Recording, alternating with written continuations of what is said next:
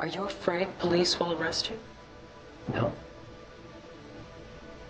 I know there's no basis. I had nothing to do with her disappearance. He went fishing on Christmas Eve. That was the story. A Tuesday morning, December 24th, 2002. His wife was 8 months pregnant. The baby was due in February.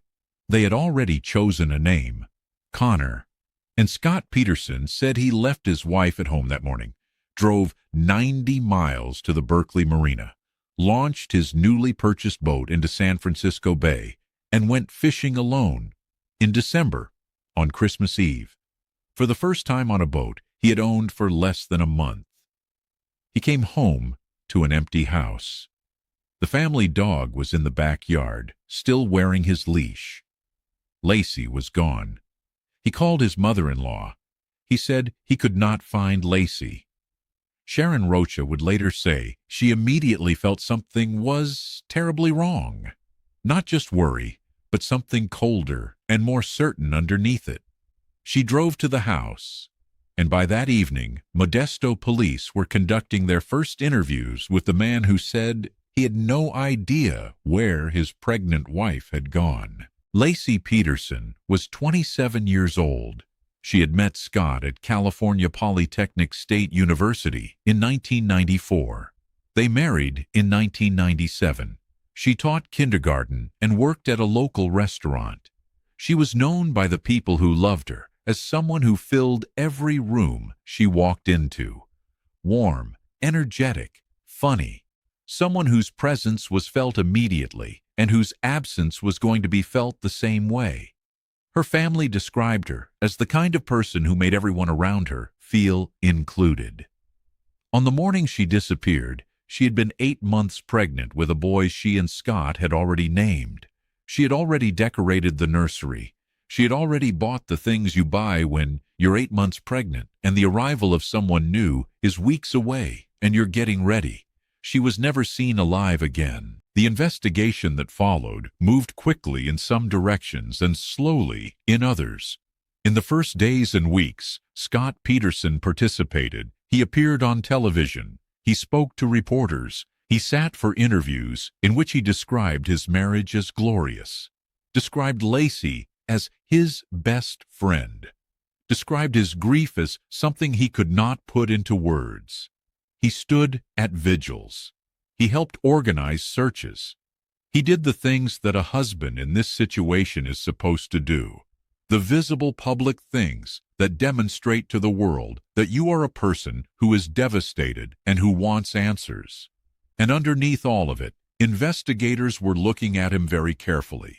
The fishing trip bothered them from the beginning, not because fishing on a cold December morning is impossible. People fish in winter, but because everything around the fishing trip felt constructed rather than spontaneous.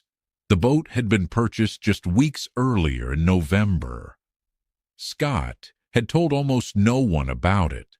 Not his family, not his friends, not the neighbors he had lived next to for years. He had driven 90 miles to a specific location. He had launched the boat alone. He had no witness to any of it. And when investigators asked him what he had caught, he said nothing. He had gone fishing on Christmas Eve, 90 miles from home, on a boat nobody knew he owned, and caught nothing, and come home to a missing wife. Behavior analysts who reviewed his early media appearances noted specific things that did not fit the pattern of a man in genuine shock. The composure was too controlled. The emotional responses arrived in the wrong sequence, calibrated rather than spontaneous. He spoke about Laci in ways that experienced grief counselors described as detached. The language was right, but the weight behind it was absent. He was performing something rather than living through it. Now, we want to stop here for a moment and ask you directly. At this point in the story, before we get to the evidence, before we get to what investigators found, what does your instinct tell you? Was Scott Peterson the grieving husband he appeared to be on those television screens? Or was something else happening? Tell us in the comments. We read everyone. This is the case ledger. If this is your first time here, we follow evidence. We don't protect powerful people. We don't move on until the case moves. Subscribe and turn on notifications. You don't want to miss what comes next in this one. On January 24th, 2003, a woman named Amber Frey held a press conference. She was a massage therapist from Fresno, California. She said she had been having an affair with Scott Peterson. She said the affair had begun in November of 2002. 1 month before Laci disappeared, she said Scott had told her he was not married. She said he had told her he was single, and she said that on December 9th, 2002, 15 days before Laci went missing, Scott Peterson had told her he had lost his wife, that this would be his first holiday season without her, that he was grieving. On December 9th, Laci Peterson was alive. She was 8 months pregnant. She was decorating the nursery and buying baby clothes and planning Christmas. And her husband was telling another woman that he had already lost her. 15 days before she disappeared, he had already written the ending. Amber Frey had gone to law enforcement when she saw Scott's face on the news after Laci was reported missing. She recognized the man she had been seeing. She understood immediately what she was looking at. And from that point forward, she cooperated fully with investigators. She wore a wire. She continued talking to Scott Peterson by phone, recording every conversation, while investigators listened.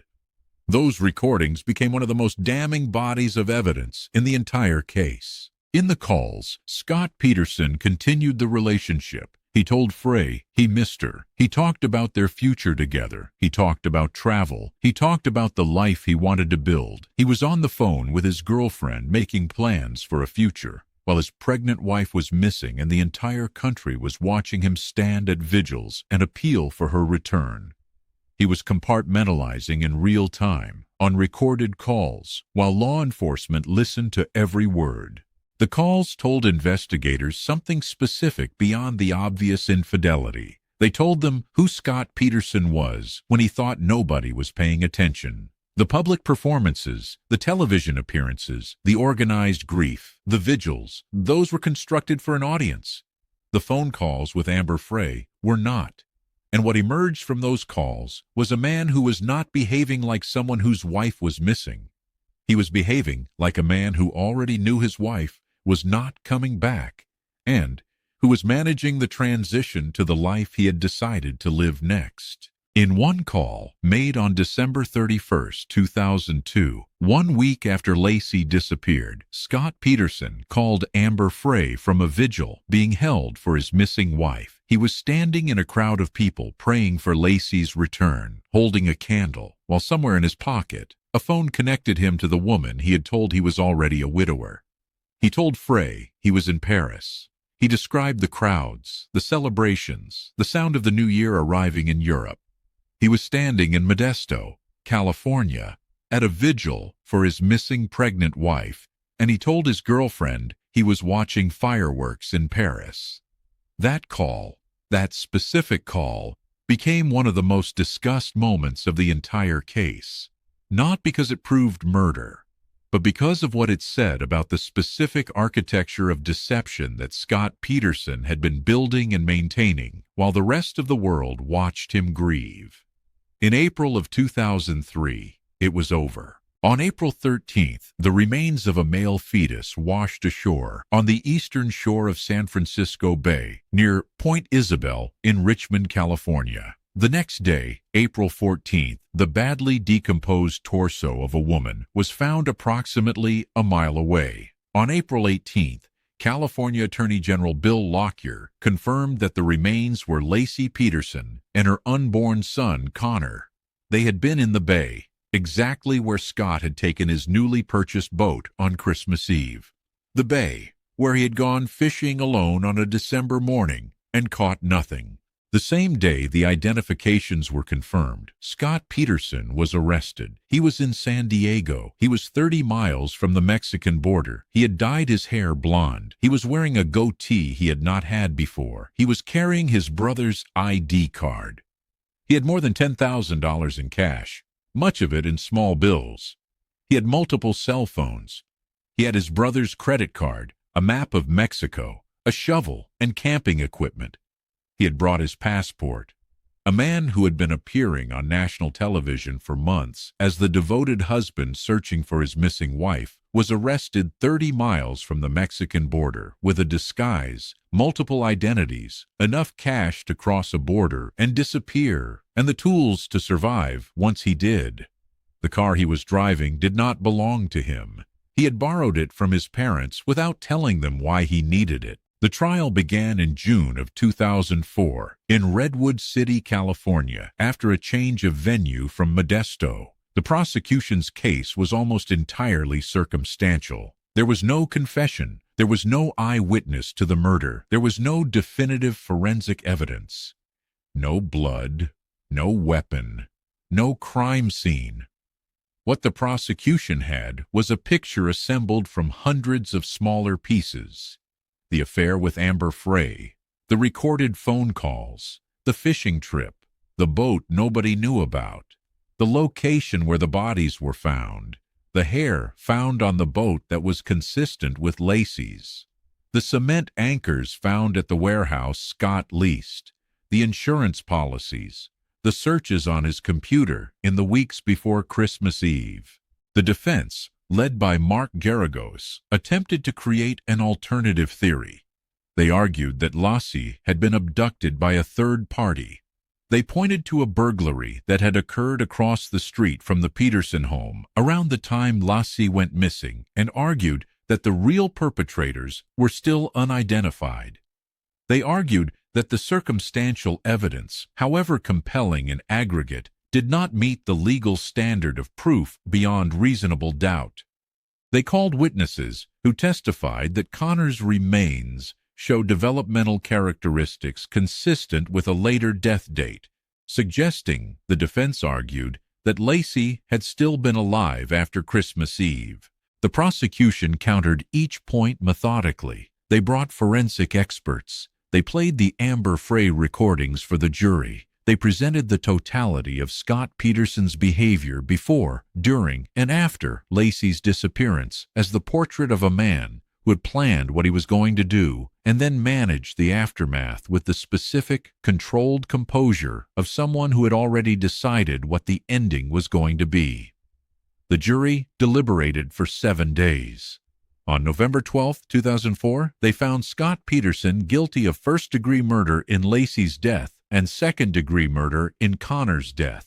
On December 13th, they recommended the death penalty. He was sentenced to death in March of 2005 and transported to San Quentin State Prison. In 2020, the California Supreme Court overturned the death sentence, not because of new evidence suggesting innocence. The court upheld the convictions. The reversal was based on procedural errors during jury selection. Jurors had been improperly dismissed based on their views about the death penalty. The court found that several prospective jurors had been excluded in ways that did not comport with established legal standards. The guilt verdict stood. Only the sentence changed. In August of 2021, Scott Peterson was resentenced to life in prison without the possibility of parole. He was moved from death row to the general population at a different California facility. And then, in January of 2024, the Los Angeles Innocence Project announced it was representing Peterson and investigating his claim of actual innocence. The organization, which works to exonerate people who were wrongly convicted, said new evidence had surfaced that warranted investigation. Their focus included the burglary across the street from the Peterson home, a crime that had been largely set aside during the original trial, and requests for new DNA testing on evidence that had not been subjected to the full range of modern forensic analysis. In January of 2024, the Los Angeles Innocence Project announced it was representing Peterson and investigating his claim of actual innocence. The organization, which works to exonerate people who were wrongly convicted, said new evidence had surfaced that warranted investigation. Their focus included the burglary across the street from the Peterson home, a crime that had been largely set aside during the original trial, and requests for new DNA testing on evidence that had not been subjected to the full range of modern forensic analysis. The team also sought access to physical evidence that had not been fully examined in 2004, when DNA technology was less advanced than it is today. Their filing argued that witnesses connected to the burglary had not been adequately investigated and that exculpatory material may exist that was never presented to the original jury. The announcement reignited a debate that had been running since 2004. Scott Peterson's case has never fully settled in the public mind. Unlike Brian Kohberger, who said yes 4 times in a courtroom, unlike Corey Richens, whose jury came back in 3 hours, the Peterson case was built on circumstance, and circumstantial evidence, however carefully assembled, leaves room for doubt in a way that direct evidence does not. The Innocence Project does not take cases it believes are hopeless. Their involvement does not prove Peterson is innocent, but it means that at least one credentialed institution has looked at this case and concluded the question deserves another look. Laci Peterson was 27 years old. She was 8 months pregnant on Christmas Eve 2002. She had named her son, decorated his nursery, and bought the things you buy when someone is almost ready to arrive. She was last seen by a neighbor walking her dog in the morning light. Her husband said he went fishing. He said he caught nothing. He came home to an empty house and a dog still wearing his leash. Connor Peterson was never born. The bay where Scott Peterson launched his boat on Christmas Eve is the bay where their remains washed ashore 4 months later. That fact has never been explained in a way that removes Scott Peterson from the center of it. The Innocence Project will make its arguments. The courts will consider them. The case will continue moving through the system the way cases like this move, slowly, on legal timelines that bear no relationship to the pace of grief. Sharon Rocha, Laci's mother, has spent more than 2 decades living with what December 24, 2002 took from her. She lost her daughter. She lost her grandson. She sat through a trial and a sentencing and an overturned death sentence and a resentencing and now an innocence investigation. She has said publicly that she has no doubt about what happened, that she knew from the first phone call, that a mother knows. The Bay keeps its own record. It does not move on, and neither does Sharon Rocha.